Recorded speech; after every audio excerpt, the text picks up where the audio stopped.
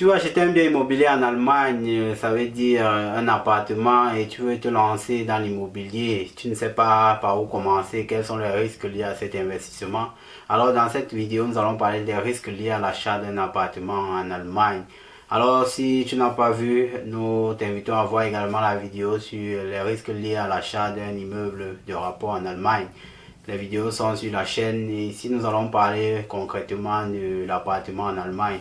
Alors, juste après le générique, vous aurez les éléments, les risques liés à l'investissement dans un appart en Allemagne.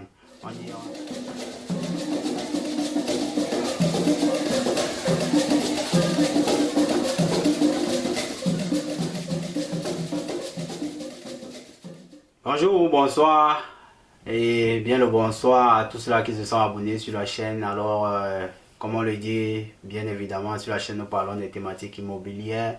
L'investissement immobilier en Allemagne et surtout quels sont les risques liés à l'investissement immobilier.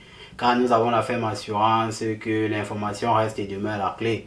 Alors, raison pour laquelle nous partageons ces informations pour vous aider dans votre développement immobilier et surtout même ceux-là qui veulent acquérir des biens et qui ont encore des craintes. Alors, connectez-vous sur la chaîne car vous ne serez pas déçus avec du contenu que nous proposons. On dit c'était ça la fin de la parenthèse. Alors pour entrer dans le vif du sujet, l'appartement immobilier en Allemagne, c'est-à-dire l'immeuble a déjà été fait, la vidéo vous pouvez voir sur notre channel, ça veut dire sur notre plateforme YouTube, vous avez la vidéo, la récente vidéo qui a été faite sur l'immeuble en Allemagne, qu'est-ce qu'on aimerait savoir avant de se lancer dans ça. Alors sur cette nouvelle vidéo, nous allons parler qu'est-ce qu'on aimerait savoir avant de se lancer dans l'investissement de l'appartement pour mettre en location qu'on appelle Kapitalanlage ici en Allemagne. Alors pour le Kapitalanlage, ce qu'on aimerait savoir, c'est bien évidemment au niveau de l'appartement, c'est que vous avez un appartement, il y a le Hausgeld. D'autres font les calculs et ne prennent pas en compte que le Hausgeld, vous avez une partie du Hausgeld qui vous incombe, ça veut dire que cela n'est pas pris par le locataire. Ça veut dire dans le Hausgeld, si on prend un Hausgeld par exemple de 250 euros, dans le best case, vous pouvez avoir 50 euros ou bien 70 euros qui vous incombe, ça veut dire votre anteil, votre partie que vous devez payer dans les 250 euros comme Hausgeld. Et dans d'autres cas, vous avez des Hausgeld qui peuvent être assez élevés, ça veut dire que vous avez des Hausgeld qui sont jusqu'à 500 euros. Dans les 500 euros, vous avez par exemple 200 euros. Et ici, il est important de savoir quel est son entaille avant d'acheter un bien immobilier dans le Hausgeld, car cela fait partie aussi de l'argent que vous devez sortir de votre poche chaque mois. Pour ceux-là qui font des calculs, il faut regarder aussi également ça pour regarder si vous serez positif ou négatif. Alors, il faut prendre en compte également le Wirtschaftsplan, car comme on le dit, le Hausgeld, c'est d'après le Wirtschaftsplan. Pour ceux-là qui veulent acquérir des biens, c'est pour ça qu'il faut d'abord regarder ce Wirtschaftsplan. Cela vous donne l'aperçu sur qu'est-ce qui vous attend chaque mois comme crête que vous devez verser au VG. Alors ici, il est important de savoir quels sont les éléments, car parfois il y a même des crédits VG qui sont dans le Wirtschaftsplan ou bien qui sont dans des appartements. Alors, à travers le Wirtschaftsplan, vous avez l'information. Est-ce qu'il y a un crédit qui est une crête que vous ne pouvez pas imposer au locataire? Cela augmente également votre Hausgeld. Alors, il faut pouvoir prendre ces informations sur le Wirtschaftsplan et surtout les protocoles. Les 3 dernières années, on le conseille bien évidemment à ceux qui veulent acquérir des biens de lire ces protocoles et surtout voir les éléments qui sont sur le Wirtschaftsplan de l'année précédente. Alors, cela vous informe sur qu'est-ce qui va être votre entaille sur le Hausgeld. Alors le second point ici qu'on aurait aimé savoir, c'est est-ce que la toiture doit être refaite? Ça veut dire vous avez un bien immobilier. Ici, en tant que propriétaire d'un appartement, vous avez la chance que la propriété est partagée. Ça veut dire il y a plusieurs arrondissements, il y a plusieurs propriétaires dans l'immeuble. Alors, même s'il faut changer la toiture, votre risque est minime. Ça veut dire que votre partie que vous devez verser au cas où il faut changer la toiture, on va le dire, est minime par rapport à quelqu'un qui doit faire l'immeuble seul, quoi.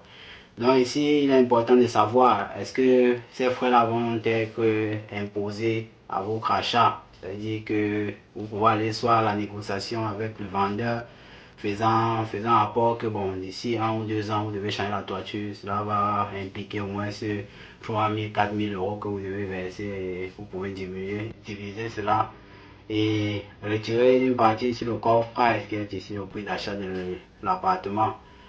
Et si la toiture doit être faite, vous savez déjà, vous avez l'information et cela vous aide quoi. Ici, il est important de savoir où trouver ces informations. Est-ce que la toiture doit être faite? Cela vous envoie à lire, comme on l'a dit précédemment, les rapports, le protocole, c'est-à-dire les faits longs, parce qu'il y a le regroupement des propriétaires chaque année et c'est de là où ils débattent sur les différentes thématiques qu'ils ont sur la table, que ce soit le Heizung, que ce soit la toiture. Alors les deux plus grands costes, comme on l'a dit dans les précédentes vidéos, il y a le Heizung, il y a la toiture. Alors ici, il est important de savoir est-ce que ces éléments vont être refaits d'ici peu.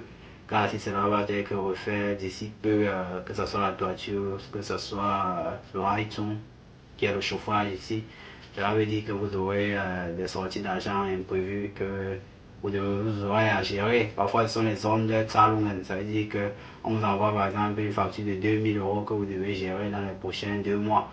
Alors il faut être préparé, il faut être ceux-là même qui sont avisés que ce genre d'éléments peuvent tomber sur vous. Quand ayant le bien immobilier, vous êtes fait fiche-tête, comme on le dit, au cas où vous ne payez pas, le VG va vous porter plainte, bien évidemment, après vous avoir sommé 1 ou 2 fois avec les manous.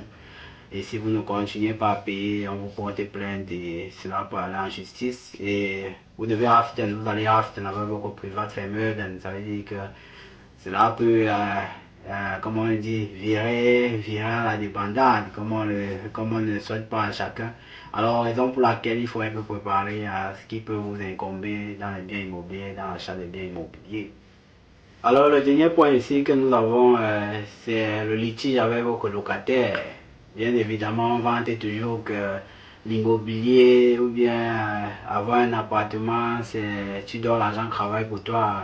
Laissez-moi vous dire que parfois, tu dors plutôt et tu as des nuits blanches parce que le locataire te crée des misères. Ici, l'important de savoir que si vous avez un mauvais locataire, c'est clair que votre investissement peut tourner à la dérive. Car ici, la clé du business, c'est le locataire. Alors, si le locataire est défaillant, c'est clair que là, vous devez vous-même sortir l'argent de votre poche pour payer les rates à la banque. Car le locataire, s'il ne paye pas, ou bien s'il n'est pas réglo, ça veut dire quoi? Ça veut dire que vous avez un locataire qui est par exemple un délinquant et qui n'a pas de famille.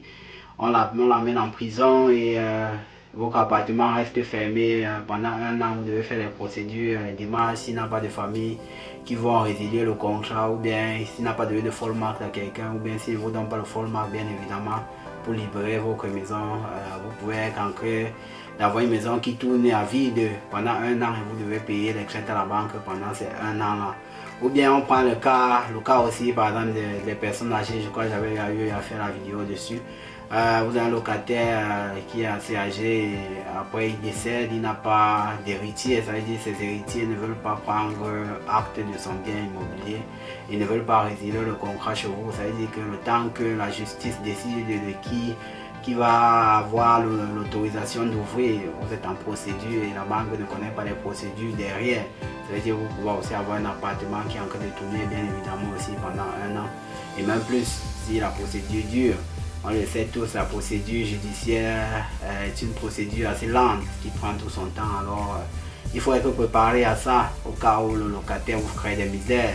Pour la petite anecdote, on était à une visite et on s'est rendu compte que le propriétaire immobilier avait les misères avec son locataire qui ne voulait pas payer, par exemple, un acte salon.